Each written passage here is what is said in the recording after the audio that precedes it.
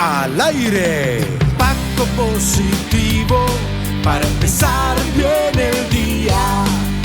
Información para crecer, ideas que generan solución, noticias de actualidad que pueden cambiar tu vida. Notas de política, tecnología, farándula, moda, superación personal y mucho más. Para empezar bien el día. Impacto positivo.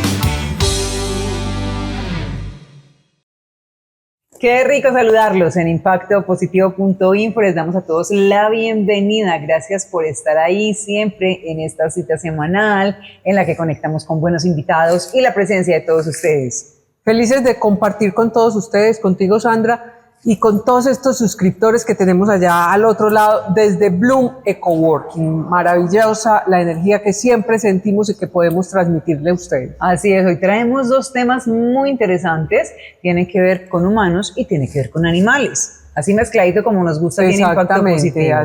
Eso es la mejor descripción. Uno con humanos y otro con animales. Así es. Estaremos hablando con Carolina Londoño, quien es médica, sexóloga clínica, de una etapa muy importante en la vida de cualquier mujer, incluso pues de la pareja, y es la maternidad y el parto. Es decir, cómo se vive la sexualidad en esta etapa de la vida. Sí, señor. Y con Jorge Edinson Cardona vamos a hablar de la importancia que tiene la ecografía en los diagnósticos veterinarios, en la salud de los animales. Interesante. Muy interesante. Se acerca mucho también el diagnóstico clínico en animales a lo que es el de los humanos. Sí, señora. ¿Cierto? Las especialidades y todo esto. Ahora con una ecógrafo.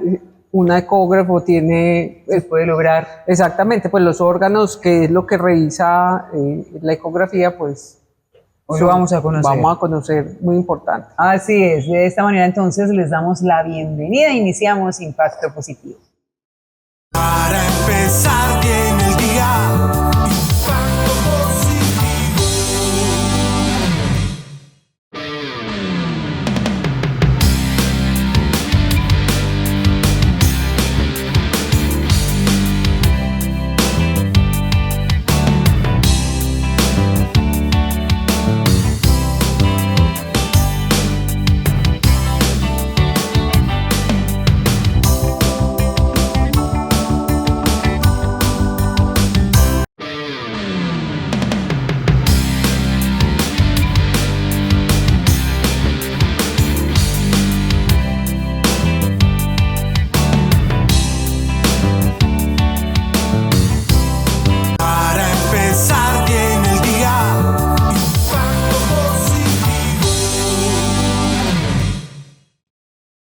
Le damos la bienvenida a Carolina Londoño. Carolina es médica sexóloga y con ella planteamos un tema muy interesante y es la sexualidad durante el embarazo y después de la maternidad. La saludamos. Carolina, bienvenida, ¿cómo estás? Hermosa, feliz de estarte acompañando de nuevo, hablando de este tema tan hermoso y del que poco se conoce. Así es, y por eso lo quisimos plantear hoy.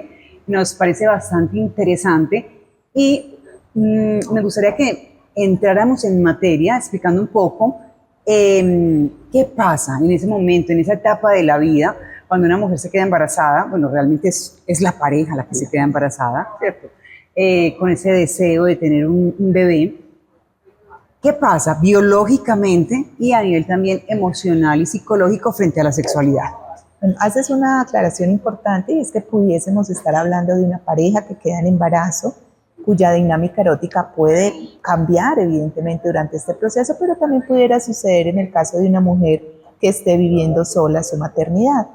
Entonces podríamos dividirlo en lo que pasa en la pareja y lo que pasa en la mujer. Es un hecho que en el embarazo se presentan una serie de cambios físicos y emocionales que pueden afectar positiva o negativamente la sexualidad. Recordemos que sexualidad no es solamente la parte erótico-coital, sino todo ese desempeño, el deseo, la excitación, la capacidad de orgasmar, la capacidad de compartir con un otro. Entonces, los cambios físicos y emocionales, nosotros desde el punto de vista médico y sexológico lo dividimos por trimestres. Lo que pasa en el primero, segundo y tercer trimestre del embarazo. En el primer trimestre del embarazo se suelen presentar una serie de cambios físicos relacionados con la producción de las hormonas, los cambios hormonales y químicos del cuerpo en la mujer, entonces se pueden presentar signos y síntomas, dolor en los senitos, puede haber náuseas, vómito, puede haber una sensación de congestión corporal, de pesadez, a veces hay un poco de sueño. Muchas mujeres ni siquiera saben que están en embarazo y empiezan a sentir una serie de cambios, además de la falta de menstruación que hace que sospeche que están en embarazo. Claro. Generalmente, al hacernos una prueba y confirmar el embarazo, ese primer trimestre suele ser acompañado de una disminución en los niveles de deseo, por múltiples motivos, por los síntomas físicos y corporales que está sintiendo, pero adicionalmente porque hay un profundo temor, que es más mito que realidad, a que de pronto el bebé pueda llegar a sufrir algún daño. Por ejemplo, hay personas que dicen, no, si ya estás en embarazo no puedes volver a tener relaciones sexuales coitales, no puede haber penetración, hay que tener cuidado con las posiciones sexuales que se tengan, te va a generar un aborto. Esto no es cierto. Son mitos todos. Completamente, excepto que hayan contraindicaciones para que se pueda tener el encuentro sexual coital, es decir, con penetración. Por ejemplo, cuando una mujer tiene una amenaza de aborto, recordemos que esta se da antes de la semana 20 de embarazo, es decir, los primeros 4 meses de embarazo, en este momento esta amenaza de aborto puede darse porque hay una dilatación del cuellito del útero y se sabe que el líquido seminal, por las sustancias que tiene y las prostaglandinas que lo acompañan, puede generar mayor dilatación del cuello uterino. Entonces, cuando hay amenaza de aborto, cuando hay infecciones vaginales por honguitos, por bacterias, o cuando hay alguna circunstancia médica, una cistitis que contraindique tener relaciones sexuales,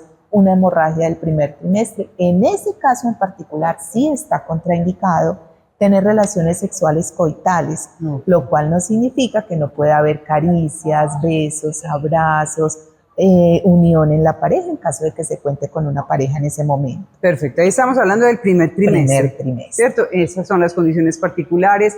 Estás también desmitificando muchas cosas que se creen que están asociadas a la maternidad, nada que ver, desde que el embarazo esté transcurriendo de forma normal. Lo que pasa es que, claro, como hay cambios físicos, está normalmente asociado a que está ocurriendo algo, ¿cierto? Exactamente. Entonces, y bueno, tampoco podemos negar que el deseo sexual es dependiente de que anímicamente estemos bien, y no con náuseas, sin haber dormido de pronto, un poco mareadas, evidentemente se puede afectar.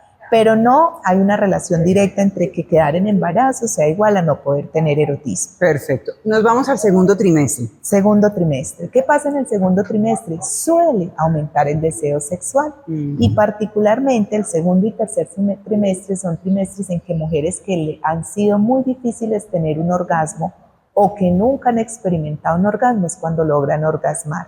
Hay una congestión como tal, los vasitos sanguíneos del útero están más llenitos de sangre, esa congestión genera una tensión sexual que suele liberarse con un orgasmo, sea al momento del encuentro sexual o sea al momento de una masturbación. Entonces, nuevamente, desmitificar que en el segundo y tercer trimestre del embarazo no se puedan tener relaciones.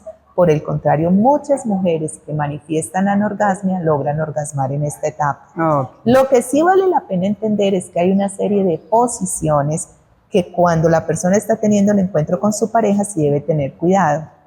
Porque hay posiciones, no por estos mitos, ay, qué pena que se los comente así, pero es mejor hablar así, que es que el pene que le va a chupar un ojito al bebé, o que lo va a lastimar, o nada que ver. Nada que ver. Para quienes no lo saben, el pene solamente llega hasta los fondos de saco de Douglas, que es la parte más posterior de la vagina, que es el espaciecito. Pero el útero está completamente cerradito y el pene no entra hasta allí. Entonces el pene como tal no le hace daño al bebé, no lo va a lastimar. Hay circunstancias muy particulares donde hay que tener cuidado. Por ejemplo, hay mujeres que empiezan a tener algo que se llama placenta previa. Es decir, que la placenta, que es de donde se pega el bebé al útero para alimentarse, en vez de estar en la parte de arriba o a un ladito del útero, queda completamente debajo, pegada al cuellito del útero. Entonces, hay mujeres que en el segundo y tercer trimestre presentan sangrados durante el embarazo que no necesariamente se relacionan con una amenaza de aborto. Hay unas circunstancias muy particulares donde sí se contraindica tener un encuentro coital que pudiese generarle un daño, pero esto cuando le hacen la ecografía a la mujer o cuando su ginecólogo se lo dice, es que hay que tener cuidado. Generalmente el segundo trimestre es un trimestre donde puede haber una sexualidad activa, donde de pronto, si no nos gusta mucho la penetración, porque hay alguna contraindicación, podemos utilizar lencería erótica para las mujeres en embarazo, que es bastante bonita. Es una etapa en la que a veces por los cambios corporales nos podemos sentir un poquito afectadas en la autoestima. Ajá. Entonces es importante que busquemos sentirnos lindas, cuidarnos. Recordemos que el embarazo puede generar un poco de caída del cabello, problemitas con los dientes, osteopenia. Entonces es importante tener un cuidado corporal. Muy bien. Y finalmente está el tercer trimestre. Y el tercer trimestre lo vamos a conversar después de este corte muy breve que vamos a hacer, porque también me gustaría, después de que terminemos el tercer trimestre, que hablemos cuando nace ese bebé, cómo se vive la sexualidad y de qué manera hacerlo de forma que la pareja se compenetre, o sea, qué pasa también después del parto. ¿De acuerdo? Vamos a hacer una pausa y regresamos. Para empezar bien el día, impacto positivo. Hoy nos acompaña Carolina Londoño, médica sexóloga, con quien estamos planteando el tema de la sexualidad durante el embarazo y la maternidad. Y en el primer segmento estábamos definiendo qué ocurre en esos primeros meses de embarazo, el primer trimestre, el segundo trimestre, y nos quedamos pendientes. ¿Qué pasa en ese tercer trimestre? El tercer trimestre va a depender mucho de cómo ha sido el embarazo como tal. Tampoco está contraindicado tener erotismo, tener coito, tener diferentes cambios de posiciones, tener sexualidad erótica en el tercer trimestre del embarazo. Sin embargo, ya la barriguita está mucho más grande, a algunas mujeres les da temor cambiar de posición, incluso se les hace más difícil. En esta etapa particularmente ella se tiene que sentir supremamente cómoda. Se sugiere que la posición que más se utilice sea ella encima para que se sienta más tranquila, pueda no sentir que se le está oprimiendo la barriguita. Y es una etapa donde incluso hay culturas en México hermosas donde se induce el parto con un orgasmo. La sensación orgásmica las induce a un parto y tienen partos muy lindos a partir del erotismo en esta etapa. Entonces también desmitificar que sea una etapa en la que la sexualidad erótica no se pueda dar. Sin embargo, hay mujeres que en esta etapa tienen diabetes gestacional o tienen hipertensión arterial o preeclampsia, tienen sangraditos por la implantación de la placenta, el bebé viene en alguna posición particular o tienen con circular a cuello, en fin, tiene algunas circunstancias que sí hace que ella tenga que tener cuidados. Entonces, fundamental, es uno de los mensajes más importantes que les queremos dejar, hacer sus controles prenatales y no darles temor, preguntarle a sus médicos tratantes, a su ginecólogo, a las enfermeras del programa, por los cuidados que puedan tener, las indicaciones o las contraindicaciones para una sexualidad rica y placentera durante el embarazo. Muy bien. Una pregunta, y seguramente también será un mito, frente a la sexualidad en esa última etapa del embarazo. Y lo decías, esa costumbre que hay en México, bueno, lo conectabas un poco así, el tema del orgasmo durante el último trimestre. Puede ser, o es mito, que estimule las contracciones de tener relaciones sexuales muy continuas en este trimestre y que puedan ayudar al parto. Bueno, aquí hay algo muy importante y es que es normal que durante el proceso de embarazo la mujer experimente algunas contracciones que no son las contracciones propias del parto. Se llaman contracciones de Lichtmann-Sachs y son como la sensación de la contracción que pudiera ser desencadenada por una sensación orgásmica. A menos que haya contraindicaciones, esto no va a generar un trabajo de parto como tal, porque para esto se necesita que el cerebro libere unas sustancias, oxitocina, que vienen al útero y le permiten ya la contracción propia del parto, que no se da con un orgasmo. Pero ya finalizando el embarazo, cuando ya llevamos más de 38 semanas, 40 semanas, en estas culturas, cuando la mujer se está demorando un poco para tener el trabajo de parto, lo inducen con un orgasmo. No, okay. Entonces, sí, tener eso en cuenta porque que no se asusten si tienen un orgasmo y sienten algunas contracciones. Pero en caso de que tengas duda o inquietud y hayas tenido un orgasmo, sea porque estuviste con tu pareja o porque te masturbaste, puedes consultar con tu médico tratante o ir a urgencias en caso de que tengas alguna indicación. Perfecto, Carolina. Ahora vámonos a ese momento en que ya está el bebé, ya nació. ¿Qué pasa en la relación de pareja? Porque suele haber una transformación, ahora parece que todo se vuelca en ese nené que acaba de nacer y las parejas muchas veces, y quizá tú lo has vivido en consulta, comentan que se han distanciado o que ya no es lo mismo. ¿Qué pasa ahí? Mira, yo diría que es muy importante que la pareja se prepare para la llegada del bebé. Sé que va a sonar un poco duro y raro, pero los bebés, los hijos son desestructurantes de la relación de pareja. Por lo tanto, es muy importante llegar o al embarazo o vivir el embarazo como un proceso de estructura de la relación. Los hombres a veces tienen mucho temor a que van a ser desplazados, a que van a tener que compartir partes de su cuerpo con su hijo cuando eran exclusivos para ellas. Para ellos, entonces sí pueden haber algunas circunstancias que es importante que a nivel terapéutico se manejen incluso antes del parto.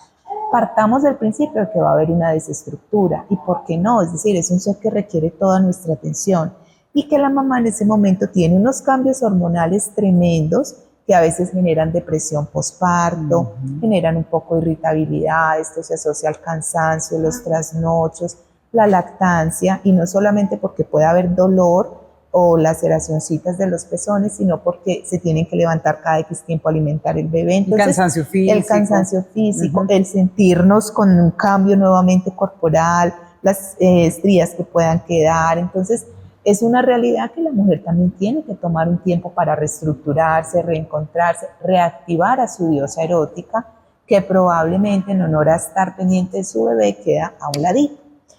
Pero también es importante que rápidamente, no habíamos mencionado también la episiotomía, genera un dolor, es la cortadita que se nos hace para poder tener un parto sin desgarros. Esta herida también tiene que cicatrizar, pensar en una penetración muy rápido puede ser incómodo para ella. Entonces, a nivel de senitos, a nivel de órganos sexuales, estamos muy adoloridas. Claro. Probablemente no tiene que ser doloroso. El encuentro pueda ser más erótico, ¿no? Más de caricias, más de acercamiento, más de besos. Si ella se siente cómoda de estimular a su pareja en caso de que sea hombre o incluso una mujer para que también pueda orgasmar, pero probablemente sí va a desear el primer añito estar más recogidita en función de su bebé y de una relación de pareja que no se desestructure. Al año es muy importante que la pareja ocupe otra vez su lugar, que no desorganicemos la jerarquía del amor, que la pareja vuelva al lugar que le pertenece y ubiquemos a los hijos en el lugar que le corresponde. Porque si dejamos a nuestros hijos acá o los ponemos arriba, se desorganiza toda esa jerarquía y se acaba la relación de pareja. Perfecto. Esa recomendación es muy válida y me gusta que la hagas, pero entonces en parejas que les está costando, porque han llegado, por ejemplo, a ese año o incluso están más grandes los niños y todavía está ese niño por encima incluso de la pareja, ¿qué hacer? ¿Cuándo buscar ayuda? ¿Quién puede aquí orientar un poco? ¿Cómo hacerlo? Es muy importante reconocer en nuestras mujeres la depresión postparto, porque sí se presenta y no necesariamente se presenta con llanto, porque es una depresión que genera mucha culpa. Es el amor profundo hacia su bebé, pero cierta resistencia. Entonces, la parte de la depresión postparto, tenerla en cuenta. Se pueden presentar disfunciones sexuales, la falta de deseo, la dificultad para excitarse, el dolor a la penetración, el desconectarnos del encuentro porque sentimos llorar a nuestro bebé, la incapacidad para orgasmar porque estamos en pro de tener nuestra atención en otro lugar. Todo tiene tratamiento y lo que se puede hacer es consultar en una terapia individual o en una terapia de pareja para reestructurar el vínculo. Y para eso están profesionales como Carolina Londoño. Muy bien. Claro, se nos acaba el tiempo. Mensaje final con el tema que traemos hoy. Agradecerte por acompañarnos siempre en este espacio. Yo sé que tu agenda es muy apretada y sin embargo sacas el ratito para venir a compartir todo lo que sabes acerca de la sexualidad, de vivir una vida plena, satisfactoria. Entonces, recomendaciones finales, redes sociales y gracias por estar acá. Bueno, recordemos que la sexualidad en el embarazo es una sexualidad muy linda, donde nos permite reencontrarnos con nuestra diosa erótica. No nos podemos perder de nuestra condición de madres y esposas y dejar a un lado nuestra condición de mujeres. Así que equilibrar esa condición de mujer madre, mujer esposa, mujer erótica, y que si tienes dificultades busques ayuda. Lo mismo para sus compañeros, si están sintiendo algún tipo de dificultad que su pareja no percibe, coméntenlo, háblenlo y juntos o incluso solitos también busquen ayuda. Perfecto. Nos pueden encontrar en el Centro Psicopedagógico Integrado CEPI, nuestro Instagram es CEPI-Colombia y de esa igual manera nos pueden encontrar en el Facebook y el canal de YouTube Carolina Londoño Gutiérrez, donde encontrarán mayor información. Así es. Caro, muchísimas gracias por acompañarnos. Con todo el gusto, así. Gracias por la invitación. Siempre bienvenida. Vamos a hacer una pausa y ya regresamos con Mario. Para empezar bien el día, impacto positivo.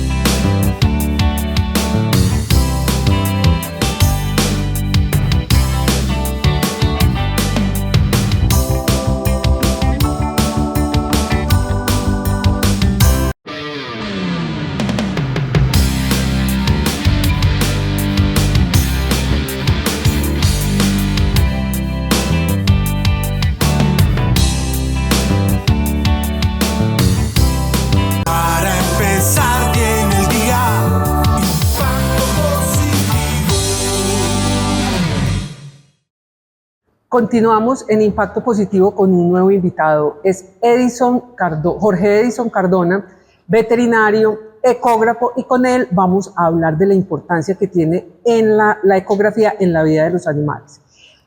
Jorge Edison, mil gracias por acompañarnos. Qué bueno tocar este tema que nos gusta tanto a todas las personas y velar por la salud de nuestros animalitos.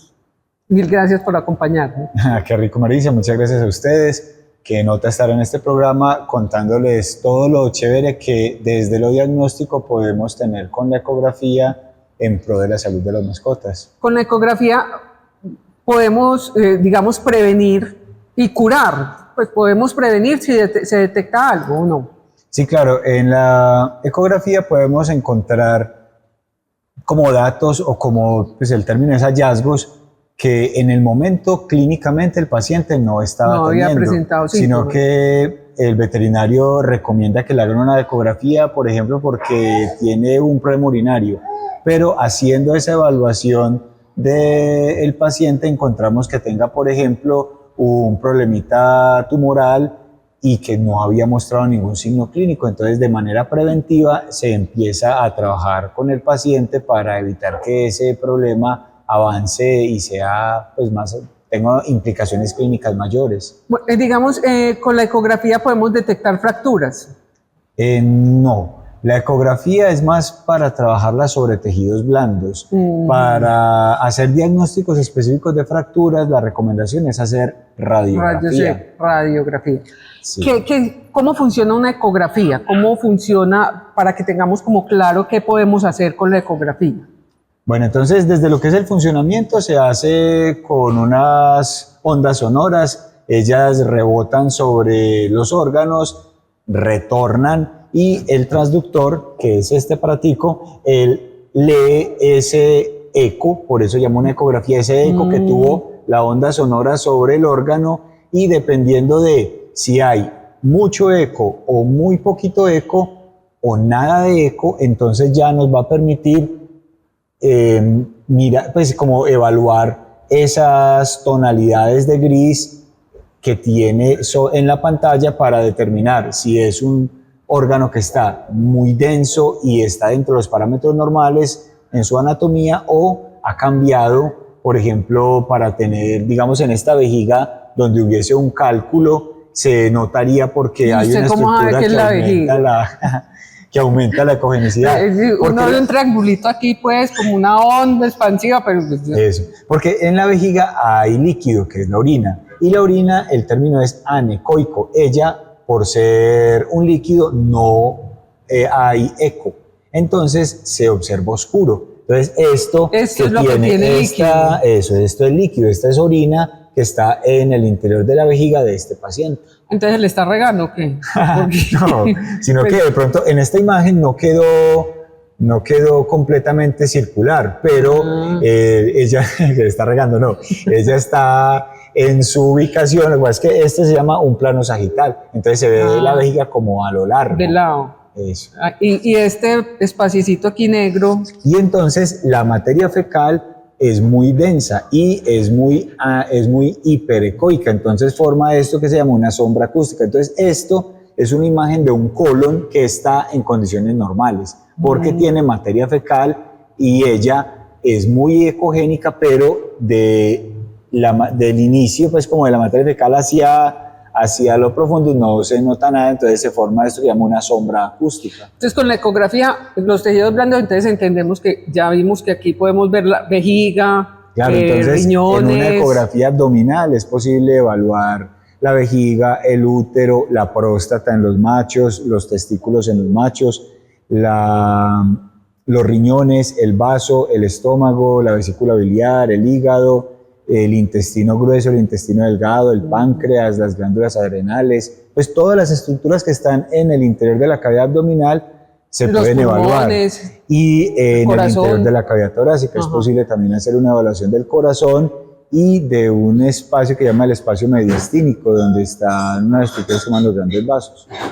Y entonces, conociendo la anatomía de los órganos, es posible en la ecografía determinar si ese órgano está dentro de los parámetros normales o hay alguna alteración, sea una alteración metabólica o una alteración traumática. Un paciente, por ejemplo, que lo atropelló un carro, lo fundamental, lo que primero hay que hacerle es una ecografía para ver la integridad de sus órganos después del trauma. Y evaluaciones tumorales también. O sea, esos cambios tumorales neoplásicos o traumáticos son detectados con ecografía. ¿Cálculos también le da a los animales? Sí, también. La alimentación es fundamental en ellos. Entonces, cuando se tienen cambios en la alimentación o la alimentación no es la adecuada, pueden formarse cálculos en la vejiga o cálculos en la vesícula biliar, y es la ecografía el examen, digámosle, más importante para poder hacer el diagnóstico en ellos. Ahí tocas un tema muy importante que voy a hacer un paréntesis para que tratemos levemente el tema ese de la alimentación. ¿Cómo podemos llamar a una alimentación? Vamos a hacer solo un paréntesis porque ese amerita otro tema, otro programa. Pero hacer un pequeño paréntesis para que tengamos un poquito de conciencia del cuidado que hay que tener con la alimentación de los animales. Bueno, los alimentos, las mascotas están actualmente para ser alimentadas con los alimentos comerciales. Los alimentos comerciales tienen diferentes calidades nutricionales de acuerdo a la materia prima con la que sean preparados. Entonces, cuando estoy hablando con un cliente, con un tutor, es el mejor término, cuando estoy hablando con un tutor, lo que le digo es que lo mejor que puede hacer con el paciente, con la mascota, es ofrecerle la mejor de los alimentos concentrados, que está directamente relacionado con el valor económico, porque la materia prima de ese alimento es mucho mejor para lo que es el metabolismo del animalito. Entonces, es cierto que el concentrado, que es muy económico, tiene el mismo porcentaje de proteína, de energía y eso, pero la fuente nutricional es distinta, entonces todo eso metabólicamente va a afectar al paciente para que haya, por ejemplo, formación de cálculos, formación de barro, de moco, de cálculos biliares, cambios en el estado del hígado y de los riñones. Y todo eso se puede detectar. Y todo eso se puede diagnosticar con ecografía. Vamos a ir a un corte y ya regresamos. Para empezar bien el día, Impacto Positivo. Continuamos en Impacto Positivo con Jorge Edison Cardona y la importancia de la ecografía en la salud de los animales. Jorge Edison, estábamos viendo que la cantidad de cosas que uno puede detectar, o pues que un veterinario y un veterinario especializado en ecografía como tú puede lograr a través de la ecografía. Y hay una cantidad de cosas que uno no se alcanza a imaginar que puedan existir en la salud, pues, y en la salud de un animal. Es cierto, la ecografía es un apoyo fundamental para el diagnóstico y entonces a partir de ahí ya es muy posible que el veterinario tenga pues como toda la guía para continuar con su tratamiento. Y de pronto también a partir de la ecografía se puede determinar que es requerido la realización de otros exámenes.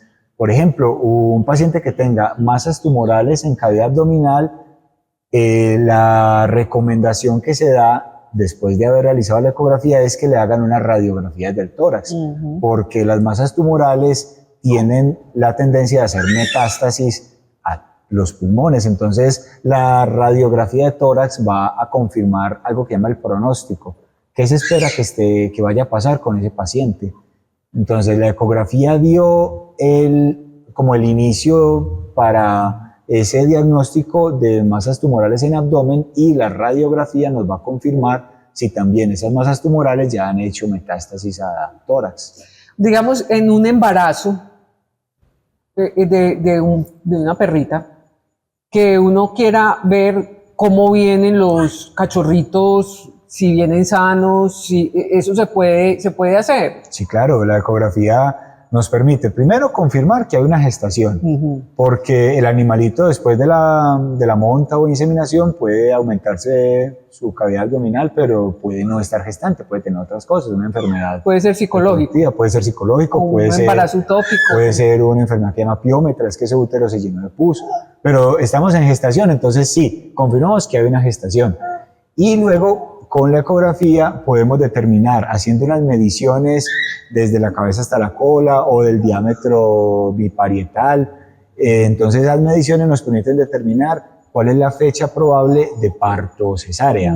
Y haciendo por ecografía podemos determinar algo que se llama hacer una ecografía específica al corazón de los cachorritos y entonces determinar la frecuencia cardíaca de ellos y a partir de ese dato y de ver si hay o no motilidad del intestino de los feticos, determinar si hay algo de estrés fetal para saber si es recomendado una cesárea o esperar hasta el momento de la fecha programada para el parto. El estrés fetal, ¿cómo se puede determinar? Pues, ¿cómo, a través de una ecografía, cómo determina uno el estrés fetal? El estrés fetal se puede determinar porque haya una disminución de la frecuencia cardíaca de los feticos. Normalmente la frecuencia cardíaca del fetico debe ser el doble de la frecuencia cardíaca de la mamá, pues de la perrita. Y debe ser un corazón más acelerado. Sí, debe ser sí, se escucha y se ve porque se le hace la programación para hacer la evidencia en gráfica de esa frecuencia cardíaca. Y también es posible determinar el estrés fetal porque haya movimientos del intestino. Entonces, hay un término que se llama el meconio. El meconio es la primera defecación que tiene un neonato, que esa debe ser después de haber nacido. Pues el nombre lo dice neonato, pero entonces puede pasar que ese meconio lo expulsen aún sin haber nacido. Sí, y entonces para que eso suceda tuvo que haber motilidad intestinal. Entonces por ecografía es posible una infección a la mamá, pues. Sí, claro, a la mamá y al fetico. Y a los otros hermanitos. Sí. A los hermanitos. Claro que cada fetico está dentro de su propia placenta, bueno, entonces sí. Ese específicamente se puede afectar y puede no afectarse los otros. Bueno, ¿cuál es la importancia, como mirar tres aspectos importantes de la ecografía? Los puntos más importantes que a ti te parece para realizar ecografía y tener en cuenta siempre. Bueno, entonces la ecografía es importantísima en pacientes post-trauma porque nos permite determinar la integridad de los órganos después de ese trauma, de la vejiga, el estómago, el vaso, determinar si hubo una hemorragia interna. La ecografía es muy importante en los pacientes que tengan un dolor. Si hay una hemorragia, se ve entonces así negro. Ajá, eso, se vería negro, pero no negro dentro de una pared que sería la pared de la vejiga, como en este caso, sino una imagen negra que está alrededor de todos los órganos. Bueno, en un paciente que tenga un signo de dolor abdominal, porque la ecografía permite de manera puntual saber cuál es el órgano que está afectado con esa sensibilidad. Pero Y no, ¿cómo entonces, hace para saber que el animalito tiene dolor abdominal? porque están retraídos, están inapetentes, están como mirándose el abdomen, lamiéndose el abdomen. A veces es tan intenso el dolor que como con los dientecitos como queriéndoselo morder, como se arrancan el pelo, porque ellos como no pueden hablar, pero sí nos dejan claro cuando están como específicamente como concentrados en esa zona, que ahí hay una alteración. Y entonces a veces ya también con solo tocarle la cavidad abdominal dejan más claro que les está doliendo, hacen sonidos o tiran a morder o se retiran. Cuando ya están en el procedimiento de la ecografía y se está haciendo la palpación, hacen una cosa que se llama prensa abdominal, y es que contraen toda la musculatura del abdomen como evitando que se tenga ese contacto. Entonces deja claro que ahí hay dolor. Y luego por ecografía, por ejemplo en esta imagen estamos observando el riñón. Entonces este riñón izquierdo, si en el momento se observa, pero también se hace presión y hay signos de dolor en el paciente, entonces es claro que ese órgano está doliendo. Y lo más normal es que también, aparte de que está doliendo, deja claro la imagen del órgano que hay en él un cambio inflamatorio, un cambio tumoral, dependiendo pues ante lo que esté el paciente. De lo que está el paciente. Entonces, aquí estamos viendo, esta es una imagen de un mismo animal. Sí, estas son las imágenes de un mismo animal en el que aquí estamos viendo, por ejemplo, esta es una perrita que tenía una infección del útero que se llama piómetra, que es que el útero se llenó de pus porque hubo una infección de él. Y entonces en esta imagen estamos observando la vejiga, el útero en el que cambió su diámetro y cambia la ecogenicidad, o sea, hay un cambio anatómico, entonces se hace notorio que cambió él. El colon, el vaso, el riñón izquierdo y diferentes imágenes de ese riñón izquierdo de este paciente. Los ecógrafos son muy tesos. Porque mirar eso, pues la máquina y quien está haciendo sí, porque interprétalo. La máquina es una tecnología muy desarrollada, pero uno interpretar eso, yo te digo, pues yo no veo ni el colon, ni la vejiga, ni el riñón, ni nada. Claro, pero cuando ya, pues para poder hacer esto es necesario todo el conocimiento de la anatomía y de la patología para saber que un órgano está en estado normal o que haya tenido cambios y luego definir qué tipo de cambios son. Bueno, Jorge, mil gracias. Tus redes sociales y donde podamos contactarte, porque otra de las ventajas es que se puede hacer a domicilio. Ah, claro, esto es la manera de realizar mi trabajo con un ecógrafo portátil, en el que en casa es mejor porque el paciente está en su ambiente, el olor de su entorno, con los tutores, en su sillita, en su cama, entonces está muy tranquilo y permite que el examen se haga más fácil. Por ejemplo, sobre todo en gatos, sacar un gato de la casa para hacerle evaluaciones, muy teso, porque ya nomás sacarlo puede cambiar en él el estado, por ejemplo, hasta de sus células sanguíneas. Tomarle una muestra de sangre a un gato en el consultorio, estresado, es posible que tenga unos valores diferentes a si se le toma en casa, igual que con la ecografía. Y entonces el servicio a domicilio para ecografía es pues algo súper bien, pensando en el bienestar de los animales. Muy grande, sí. Entonces, ¿dónde te pueden contactar? Listo, me pueden contactar en el WhatsApp 310-415-4673. Soy Edison Cardona de Ecospet y en el Instagram @EdisonEcospet. Edison, mil gracias. A usted, Maritza. Muy importante tu información. Gracias.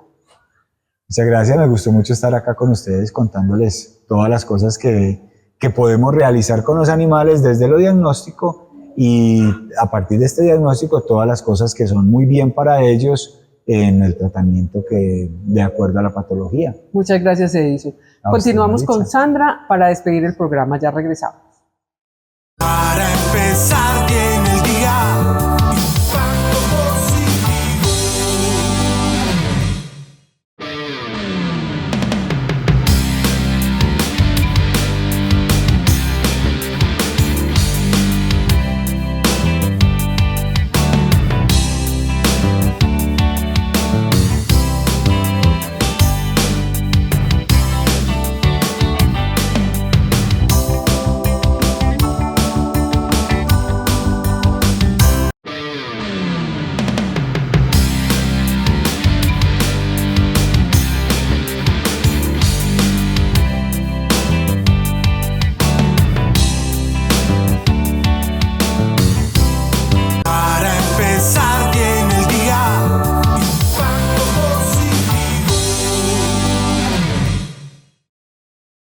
Llegamos al final de Impacto Positivo. Hoy estuvimos buenísimo con estos dos invitados, aprendiendo y disfrutando mucho de estos temas. Así es, me encantó el tema que tuvimos con Edison Cardona, el tener el ecógrafo aquí, que nos hubiese explicado cómo se puede diagnosticar a través de una ecografía en los animales, pues ciertas patologías que un veterinario sin este equipo no lo podría Es que es muy difícil uno determinar, y era lo que yo le preguntaba, ¿cómo sabe uno que tiene un dolor un perrito o un gato? ¿Cómo dice uno?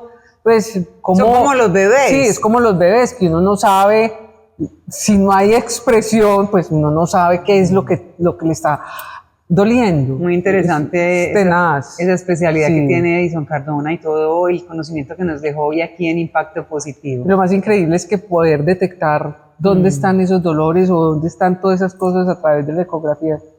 Desafortunadamente no teníamos un perrito por aquí, sino habíamos hecho aquí el experimento en vivo y en directo, ¿sí o no? Sí, pero con las imágenes de él pues tuvimos bastante ilustración. Así es, muchísimas gracias a este gran invitado y también queremos agradecer a Carolina Londoño, médica sexóloga clínica, con quien estuvimos hablando de una etapa tan importante en la vida de cualquier ser humano que es la maternidad, el parto y cómo se vive la sexualidad en estas etapas de la vida. Hay muchos mitos alrededor de esto, desmitificamos muchos y también, obviamente, el ginecólogo es el que tiene la última palabra, pues en muchos casos particulares. Hay heridas fuertes que no se pueden atacar muy pronto. ¿Por qué lo decís? No, porque digamos una cesárea o una cosa de esas, pues claro, es difícil pues ciertas cosas de la actividad sexual. Ajá, incluso ella también lo comentaba, con algo tan importante como la episiotomía, que es ese corte que se les hace a las mujeres para que no se desgarren. También el cuerpo requiere una recuperación también y pues hay retos que se manifiestan, pero muy importante que esa relación de pareja se fortalezca, ese primer año de vida del bebé, pues vivirlo con todo lo que trae, pero no descuidar, la relación de pareja. Somos pareja y somos mujeres. Así es. Tuvimos bebé, pero también seguimos siendo mujeres. Así es, muy importante. Gracias a todos ustedes por acompañarnos, por estar pendientes, por sus comentarios durante este programa y también queremos agradecer a Mauro por todas las indicaciones que nos da ahí detrás, muy importantes, ¿sí o no? Claro, nuestro productor es difícil no tenerlo y estar aquí nosotros pudiendo originar para él. Así es, y pues también agradecemos a Bloom porque siempre nos dice, vengan, graben aquí con nosotros. Pues encantadas de estar nosotros aquí. Felices y felices de compartir con ustedes cada semana. Recuerden que estamos en nuestra página www.impactopositivo.info y también nos pueden sintonizar en el canal Ultra Hit Televisión. Ahí estamos a la 1:30 los miércoles para que descarguen la aplicación del App Store o de Google Play y ahí van a encontrar Ultra Hit Televisión y nos van a poder sintonizar. Y algo bien interesante es que en este canal de YouTube nuestros videos quedan ahí subidos, tenemos capítulo de estreno semanal, pero ese contenido siempre está ahí para que ustedes dispongan de él, lo vean cuando quieran y esa es pues como la idea que tenemos a través de Impacto Positivo. Nos vamos, Mari. Nos fuimos. Un abracito para todos. Chao. Nos vemos nuevamente. Impacto Positivo para empezar bien el día. Información para crecer, ideas que generan solución, noticias de actualidad que pueden cambiar tu vida. Notas de política, tecnología, farándula, moda, superación personal y mucho más. Para